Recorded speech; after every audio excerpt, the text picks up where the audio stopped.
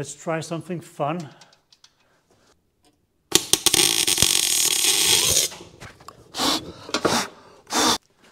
Don't be an idiot.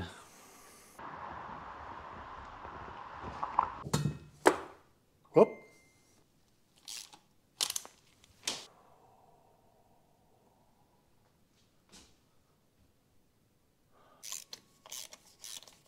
That's weird. The gap getting smaller here. Good. That means we can go ahead and start dropping the subframe.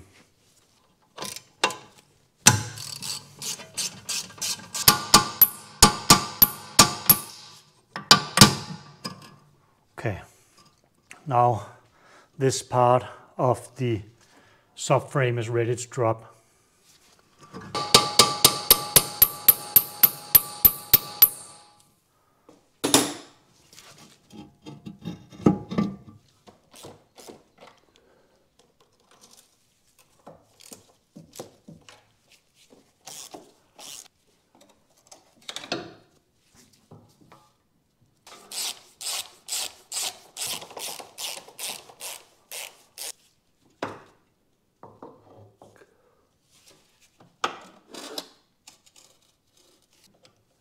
E10.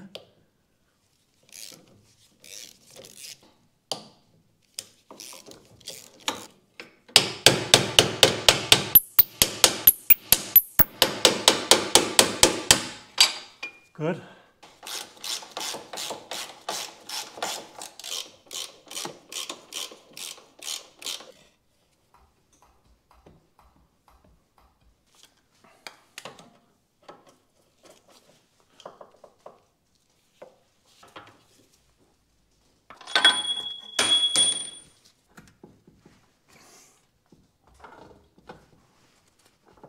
It appears we are successful. Good. You know what? I think we're going to leave it there, and then it'll probably stay there once we drop the pan. And we'll start with the rear ones.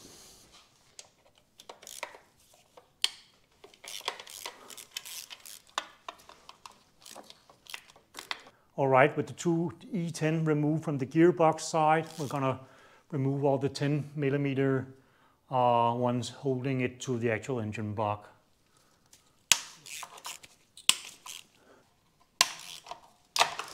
We're just gonna crack them loose and then use a drill for the rest.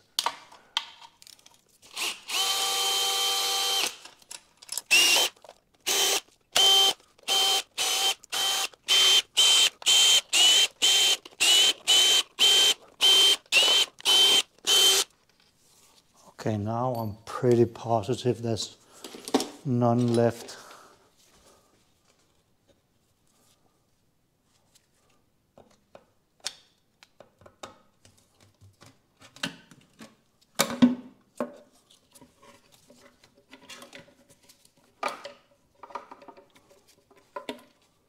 There.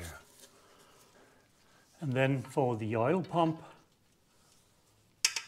2 10s in the back, 1 in the front,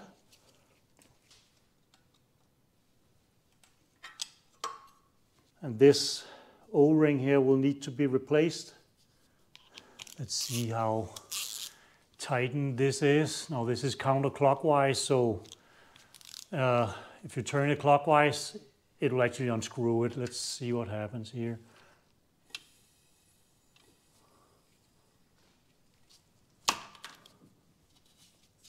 Didn't take much. And there. And then we'll remove the oil pump.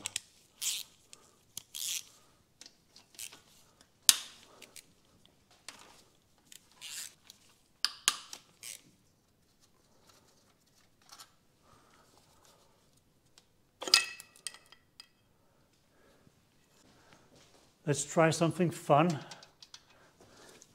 Let's remove a bearing just to check.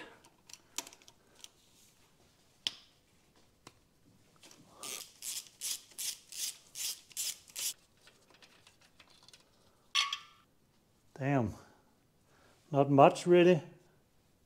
And for fun, let's try and see what the plastic gauge says on these 200,000 kilometer rod bearings here. First, 5 Newton meters.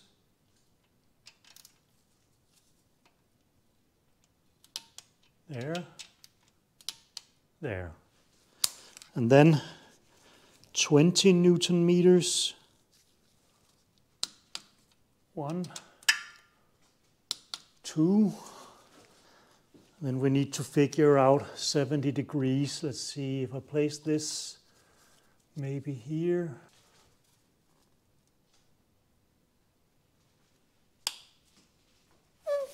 $70, good. Let's try and remove it.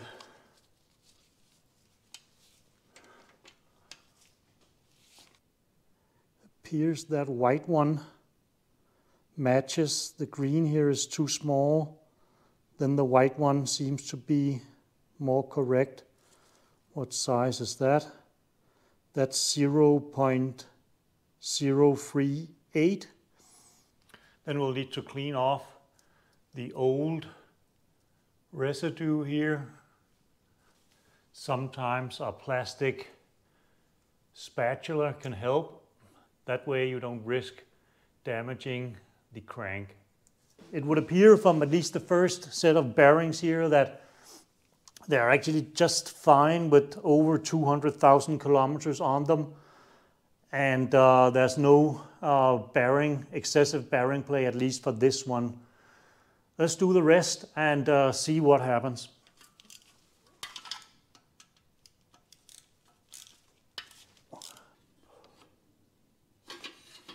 Like this.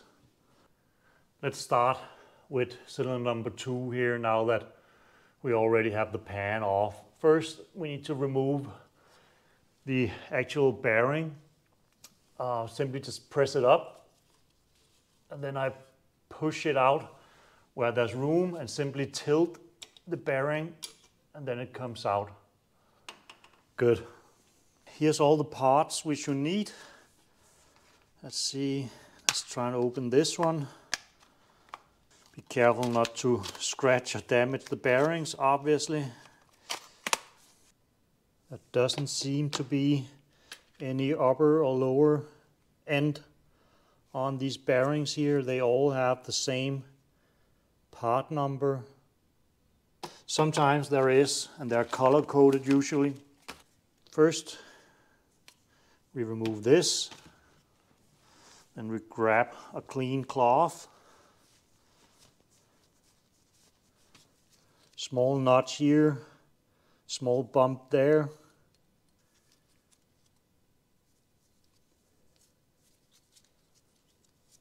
Insert it like this. Some people use a simply lube, which is fine, but being that we're going to start the engine up very soon after, because we're just going to use some regular 10W40 oil here. We still need to install the upper bearing, obviously, and it too has, this is a smooth end, so to say, while this end here has a small notch. Hope you can see it. And this has a small bump, so obviously this goes in like this. And I like to just push it up where I can see it, and then simply installing it like that.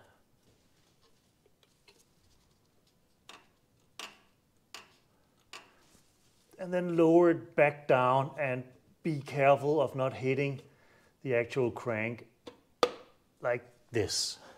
And in here, just a tiny strip. And then we're gonna match the one with the notch with the side here with the notch. So something like this. And it makes it a little bit easier if you have two torque wrenches, because you need to set one for 5 Newton meter and then one for 20 Newton meter, and then obviously something to do the final step of 70 degrees. I just use this little thingy here, but first 5 Newton meters. I like to just snug them up with my finger and then do a pull there and there. Good. And then 20 Newton meters.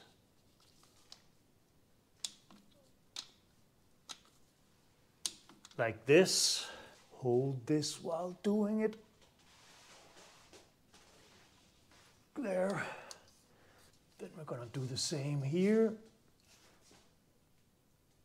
Whoop. And 70.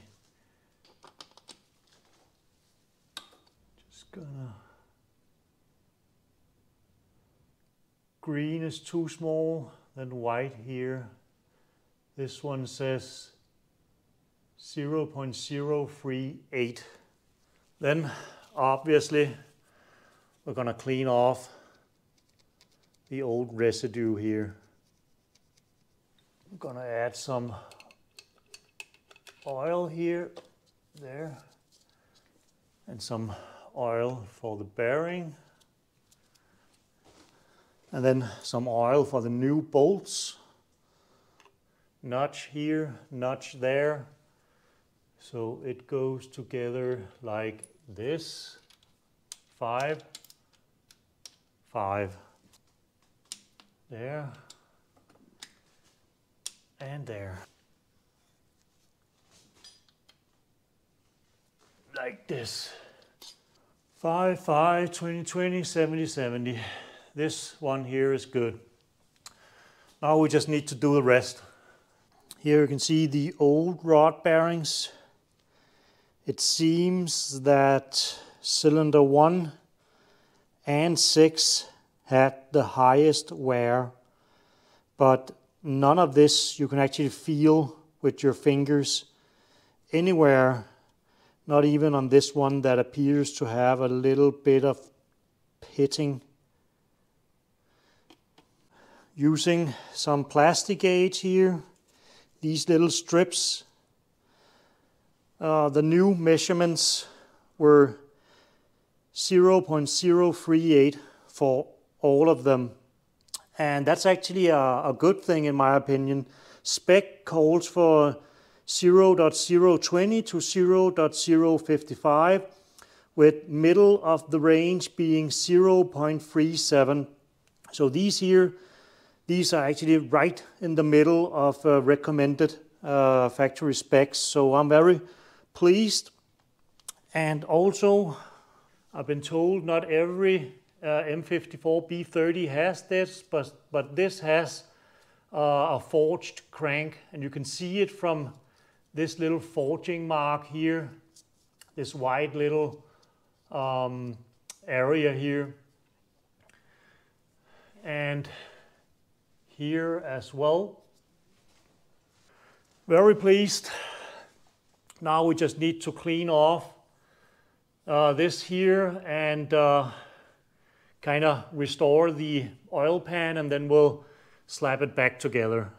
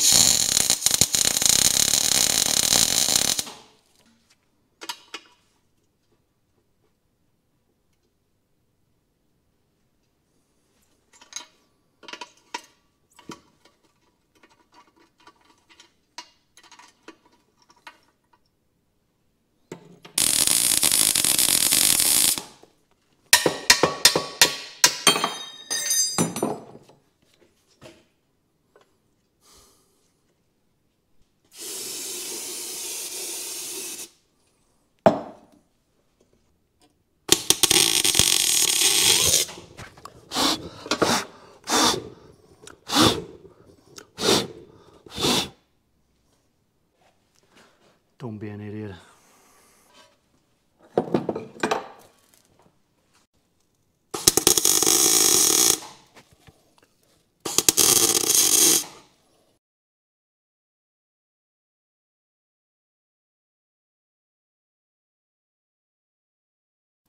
At least in the parts washer, I got most of the gunk out.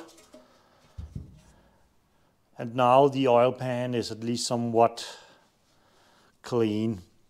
And this here is very solid now.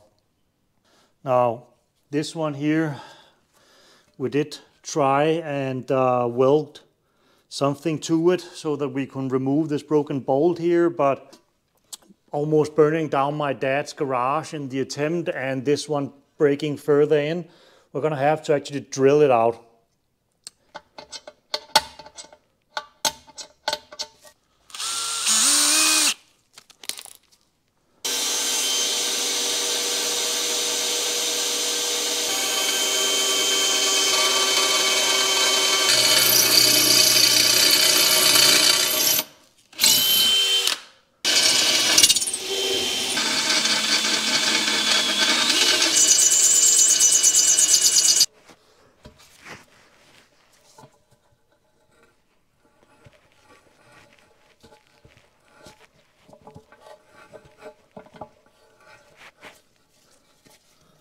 Okay, definitely not perfect, but I think it'll be fine. I think it'll be good enough. It still, however, looks absolutely terrible. So we're gonna need to do something about that as well.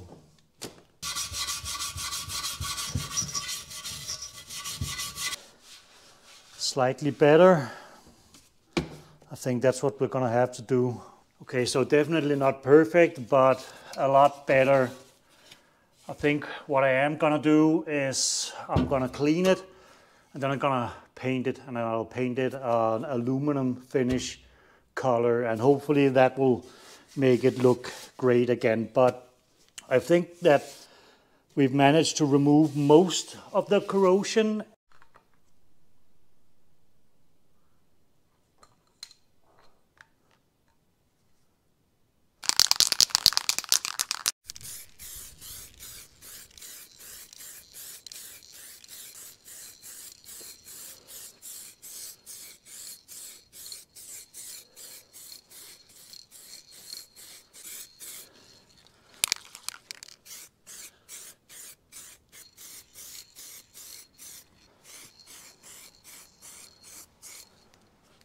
And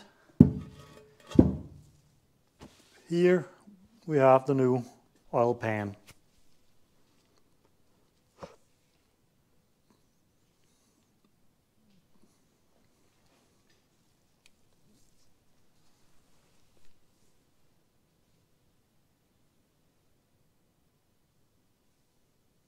Looks a lot better already. We do need to fit the oil level sender though, and while not absolutely necessary, why not change this seal?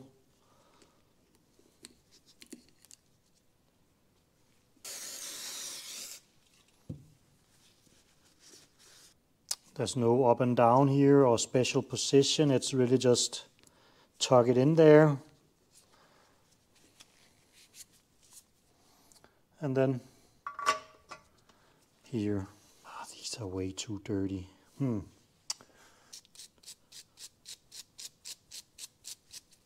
That's more like it. Then we'll tighten it to 10 Newton meters. But first we snug them in by hand.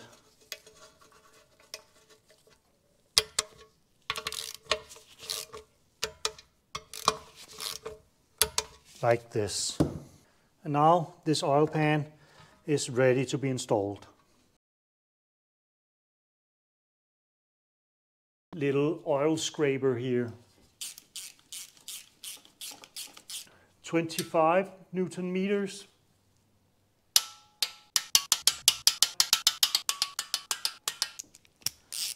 and 10 Newton meters for the small one. Like this. Good. Now we're ready for the oil pump. Let's take it apart.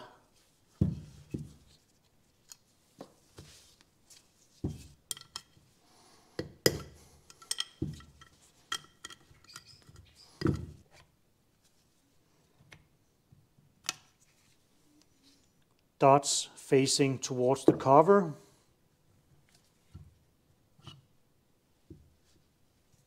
Let's remove this. Good. Now we are ready for this control valve here.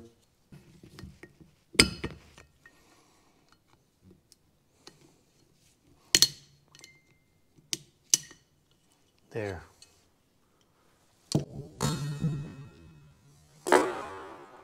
Whoop.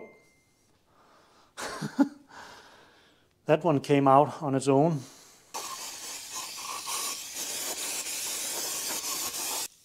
While we let this here soak before treating it any further, let's take a look at what the upgrade part of this pump here actually is. This here is the original impeller for the oil pump, and what can happen is that this here can work itself loose due to the harmonics of the much overstroke compared to ball M54 B30. That can have this both back off like this, so that this gear here comes off. And then you simply lose oil pressure when this is either spinning or just simply falls off. The new shaft here for the upgraded pump, well, that has a square instead. And so does this gear wheel here for the oil pump. If you compare these two here, you might be able to see that this is splined while this is square. And also the fretted part here is a lot longer and has provisions for a cotter pin. We need to transfer this impeller here to this one here.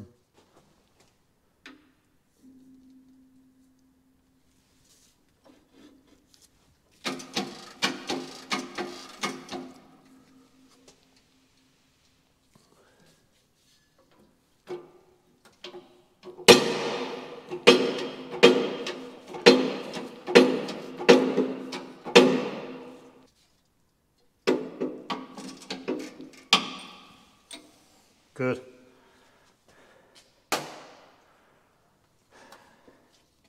Now it's out.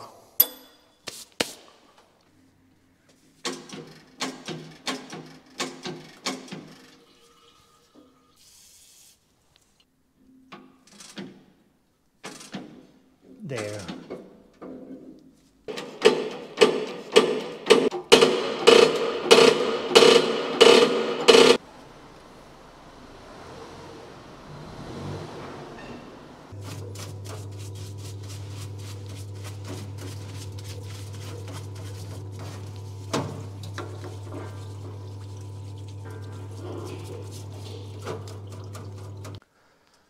All right, all parts are now cleaned, and I've added a little bit of oil to all of it to kind of just drench it, soak it in oil.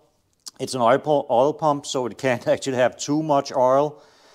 The main thing here is that this assembly here, you saw me press this part of the oil pump onto this rod here.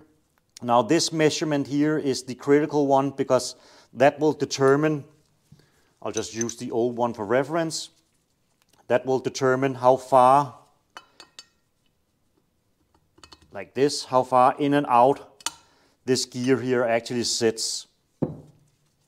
Too far in or too far out, you'll have premature chain wear and also wear on this sprocket. Another difference in the upgrade is that I haven't experienced this myself, but people say that these splines here can simply shear off, or that it'll break off entirely. If that happens, either of them, it won't spin the oil pump anymore. This one here is a lot thicker in the material where the actual gear sits. So that's what the upgrade consists of. It's thicker here, and according to them, it has a better hold on this as well. And also, finally, we have to secure it with this locking pin here. First though, we'll start by assembling it. Small dot here is to face upwards. We'll just add some oil to this again. Make sure everything is clean. I use a microfiber cloth. It might not look clean, but it's actually a new microfiber cloth.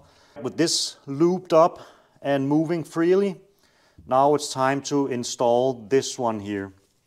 We'll just loop this up a little as well. And then drop it in and keep turning until we find the right spot. We have a small dot here and a small dot here. And before we disassemble it, both of these dots were facing towards the cover, and they are facing towards the cover again. Then we'll take the actual cover here, no gasket, install it here, and then we'll bolt it down.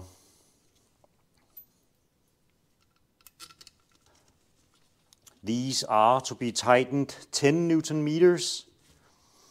I'll honestly just do it by hand. 10 Newton meters isn't really that much.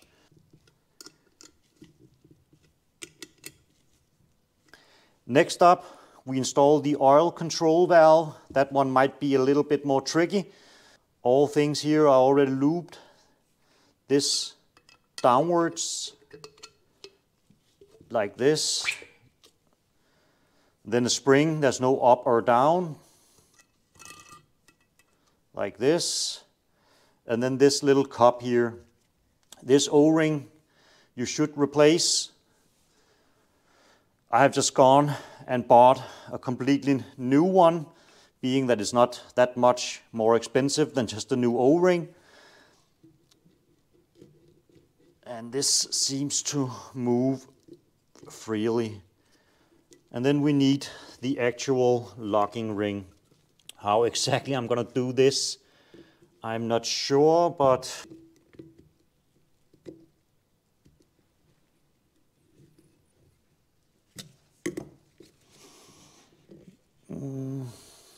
let's see, how do I do this?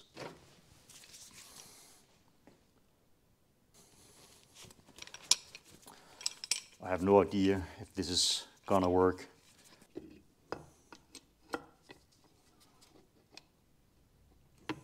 Okay, I just installed this here with a bolt. Now it's fully in there. The locking ring right there.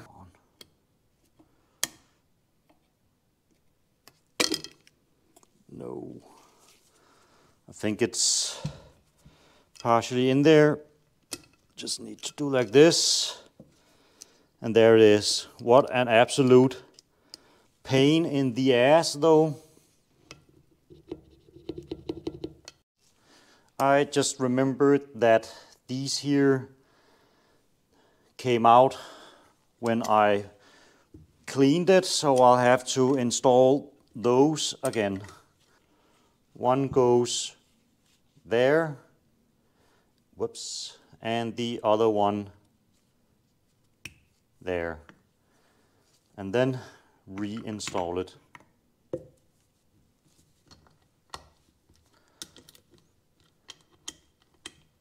All right, it appears all are snug now. Then we'll do the tin. Here we have the oil pump pickup that goes something like this. This O-ring looks fine, but it probably has 20 years on it, so we're going to change that as well. If you don't do that, you risk, well, at least if the old one breaks, you risk it not being able to actually suck up the oil. and thus it'll kind of aerate the oil and you'll lose oil pressure and all bad stuff will happen. I check that there's no debris in here, but other than that and cleaning it, it is really just an O-ring like this. New, old. We'll install it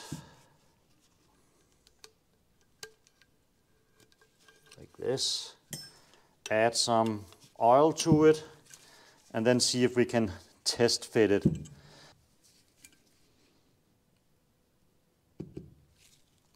Seems like it'll work just fine. Now we'll wait to actually installing this with the accompanying 10 here until it's installed, the oil pump that is, and we'll also wait with this here until it's actually installed. Okay, so the microphone just took a giant crap on me, but what I've done is I've simply installed the oil pump first, tighten these down here, these 4 oil pump bolts here for 25 Newton meters. Then the oil pickup tube here with a new O-ring, set that for 10 Newton meters.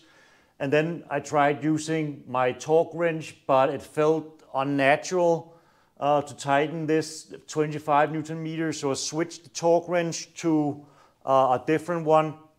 And now we're sure that it's tightened at least 25 Newton meters. Then we'll this little cotter pin here.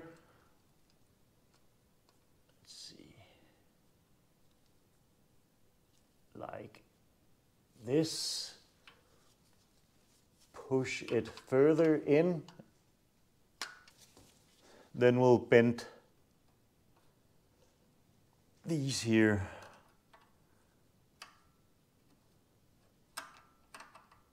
Let's see.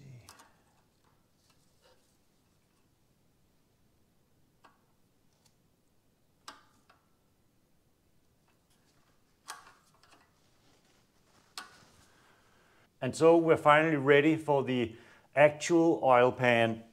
Now here, here, here and here, this is where the timing case and rear case meets the actual engine block.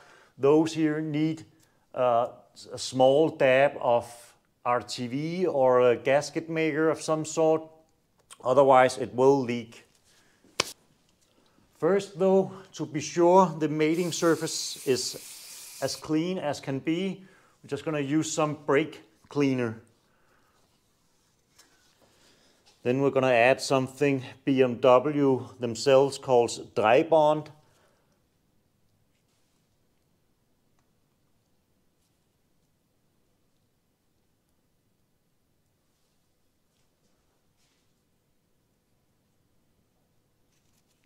Not too much, but not too little either.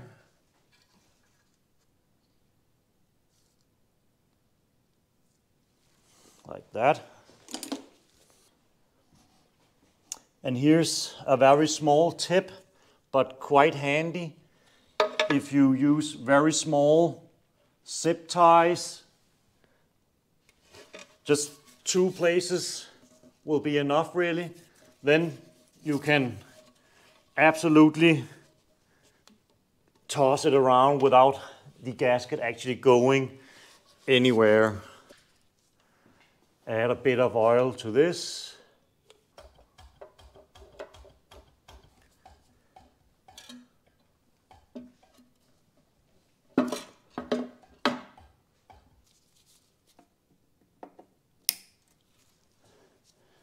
All right, all bolts here fresh and at least somewhat clean. We'll just install them one by one. Okay, so it's not up in place yet.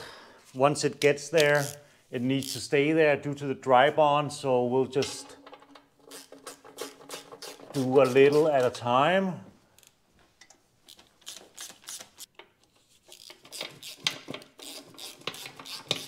And although they should have 10 Newton meters, I'm just going to do it by hand because this engine block here is aluminum. It's kind of porous once you get to this age here, which is one thing I don't like about aluminum, but doing just torque measurements, I have bad experiences doing that, so I'll be doing it by hand so that I can feel when it starts to kind of give in, so to say.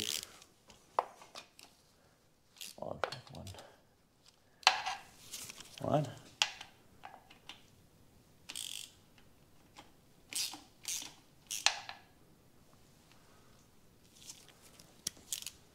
Something's not right here with this one.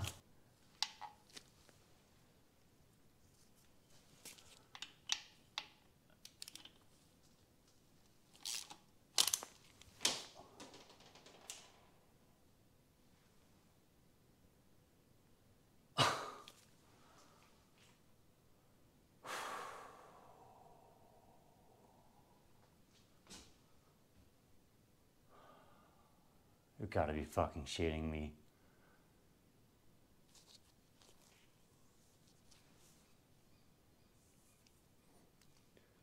Look at this.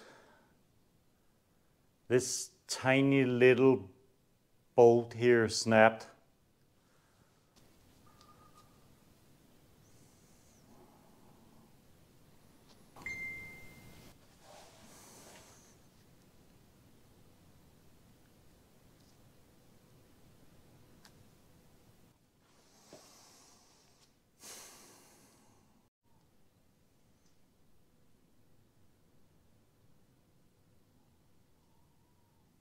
I think what we should have done before actually trying to assemble this was to run a tap through each and every single one of them, and then this here wouldn't have happened. So in order to remove the rest of this here, we'll have to remove the entire oil pan again.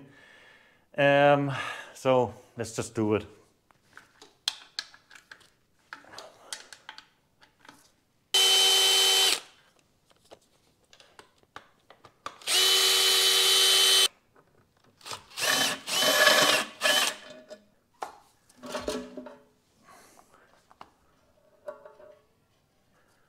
Now, we could just place a nut here and weld it on, but honestly, I'm not super fond of welding in this area here, and I'm not that good of a welder either.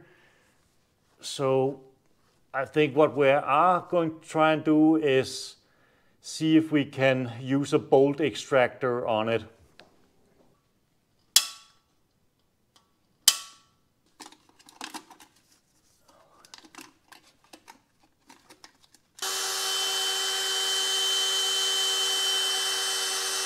Try this extractor here, see what happens.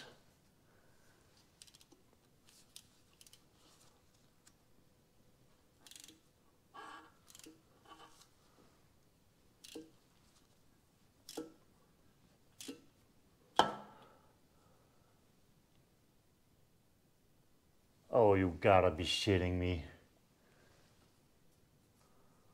Oh, this is why I hate cheap tools. Now this tip here just broke off. Like, what the hell? And that's probably one we can't actually drill out. Let's try.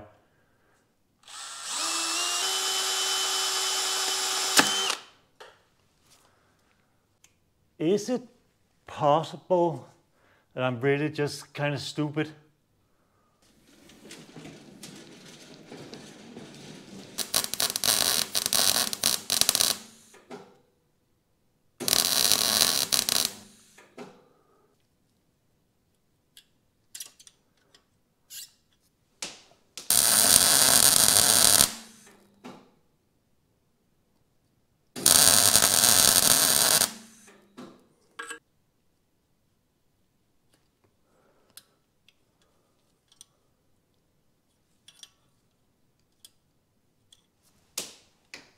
Okay, so no more welding, but the weld did, however, pull out the little stump of broken tool.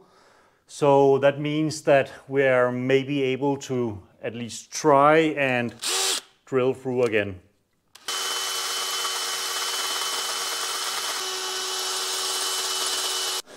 Okay, and now it's time for a tap.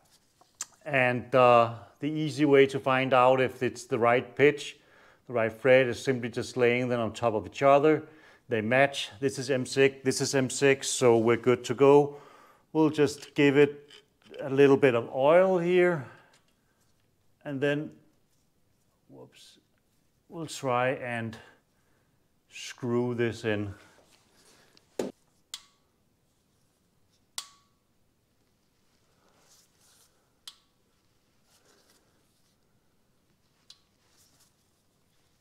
Okay, so I just ran this fret chaser through each and every single one of them, and holy hell, there was a lot of dirt inside of the frets here, so that explains a lot, honestly. And also check this. I'd actually advise you to buy new bolts, because the old bolts here, like, look at how much this is, how crooked this is. You know, and all the bolts I noticed are pretty damn crooked.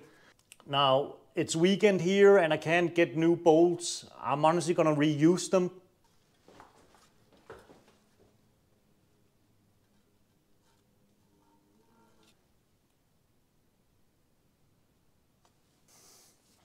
I have cleaned off the old dry bomb that was still left here, but we're gonna reuse this one. Let's see. Yeah, that fits.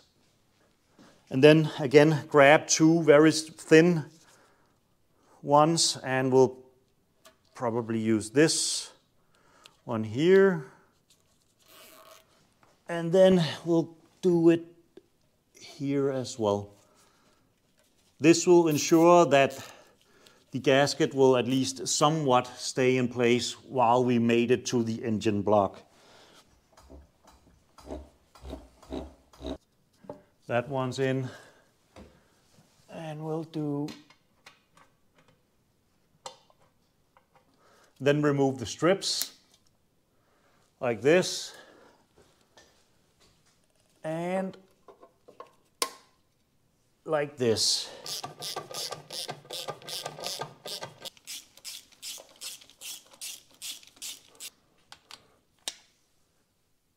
This is tight enough.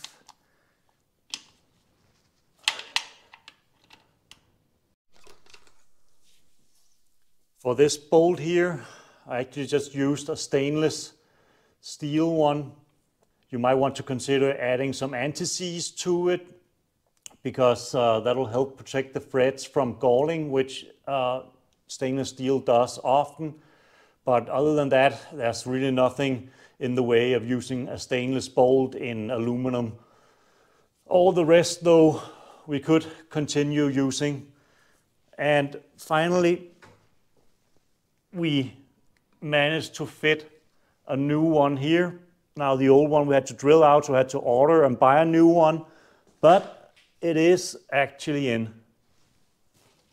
With the oil pan now installed, it's time to hook up the oil dipstick tube.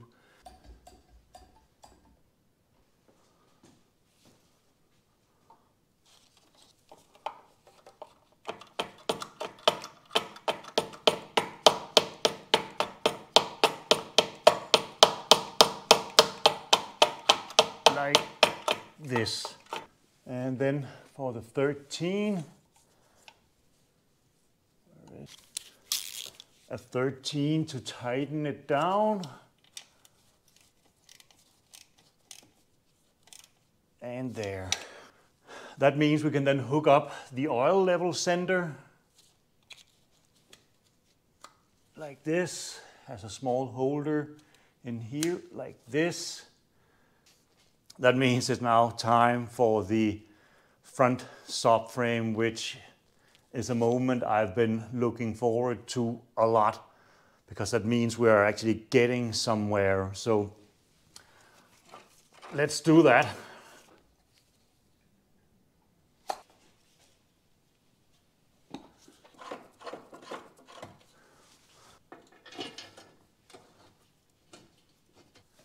And we should be able to remove it. That then means we can torque the actual subframe 81 foot-pounds, or what is equivalent to around 110 Newton meters. Like this. Then we'll set the engine mount at 45 Newton meters. Right there. Like this. And this. Good. That means we can remove this as well. There. Okay, so with all the oil having been drained, it will take some time before there's actually any oil pressure. And being that we have new rod bearings and again a completely drained engine, even if we do fill it up, it'll still take some time to actually build oil pressure. So what we're going to do is we're going to remove all the spark plugs so we're not fighting against compression when priming the oil. And we're also going to remove the fuel pump relay fuse as well. Pretty simple. You just loosen these four here. Then you get access to this relay area here. Then you pull this up. We're going to leave this unplugged and then move to the spark plugs. Oil cap, which you should always place like this wherever you place it. If you place it like this, you run the risk of oil getting beneath the seal and sometimes it will start leaking.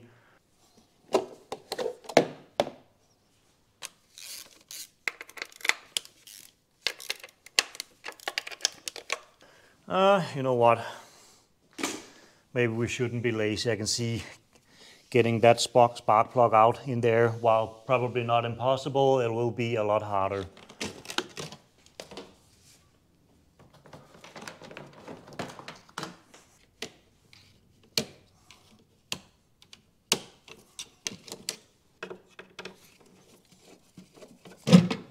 Like this. One other thing, once I get the top cover here off, I like to install this again so that I'm sure not to drop anything down there.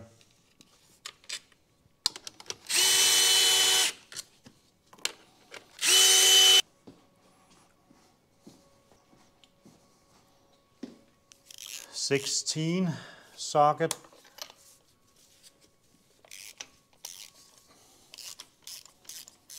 Wow, this one wasn't really tight. How about this one? That's weird. This is actually one part of the engine I haven't messed with. Spark plugs. Yeah, that one as well. That one as well. And then here I have an old positive crankcase ventilation hose from another BMW. This one is actually great for actually picking up the spark plugs. Ooh. These look like they consume a bit of oil. Yeah, this one looks a little bit better. A little bit better. Better. Better. Better. Okay. Each and every one is identical except cylinder number 1. It does appear to be a little bit more oil consumption on that cylinder. Do I really want to install these again? Okay, now that is taken care of, fueling is taken care of. Now we'll pour in some oil. Usually an oil change will be about 6 or 7 liters if I remember correctly. We're just gonna pour in 6 liters, pull the dipstick and check what it looks like. Here, 4 liters of 5W40, and here another 4 liters. Just gonna add 2 really. Yeah, now it's full, so we'll be able to prime it. I think we're good. Let's try and prime it.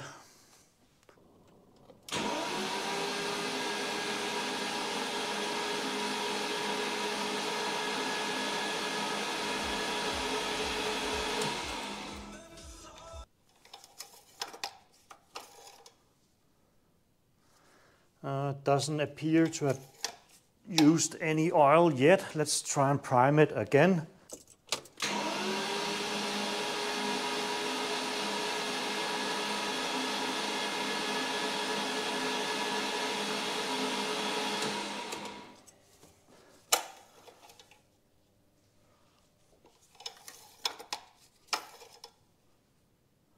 Yep. Now oil is halfway down. It just swallowed some, so good. Engine is now primed and it's getting a little bit interesting, a little bit exciting.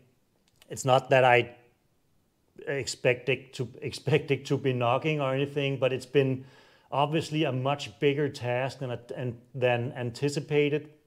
So being able to fire it up and hear it running is gonna be a big thing for me. So here's to hoping. Do I really want to install these again? While not being perfect, we're gonna reuse these here and then just kind of brush them a little with a brass brush. And a hose like this also works really good for actually installing them again.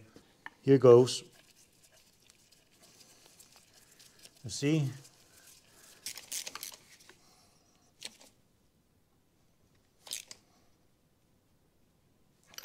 Just adding a little bit of WD-40 won't hurt anything. Like that.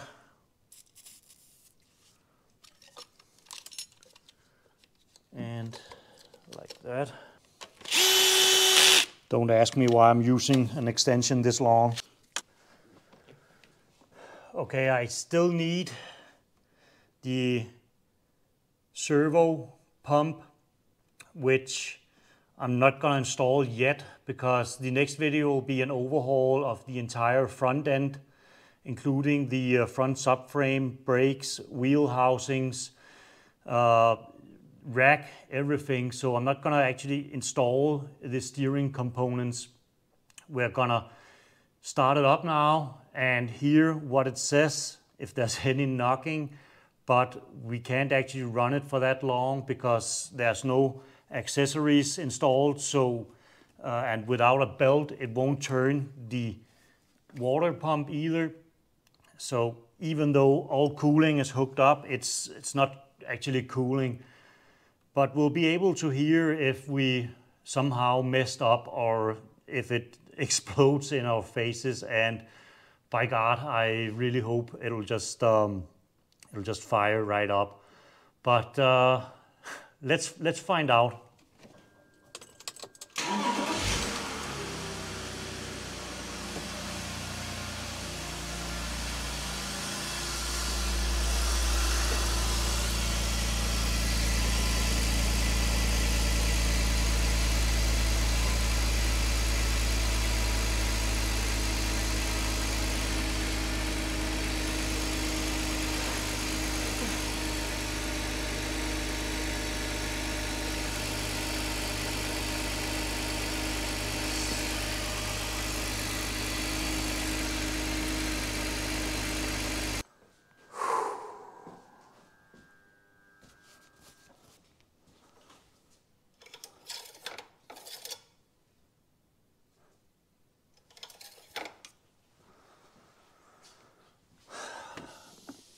I can't tell you how happy I am that it appears that everything is running and not making any weird noises.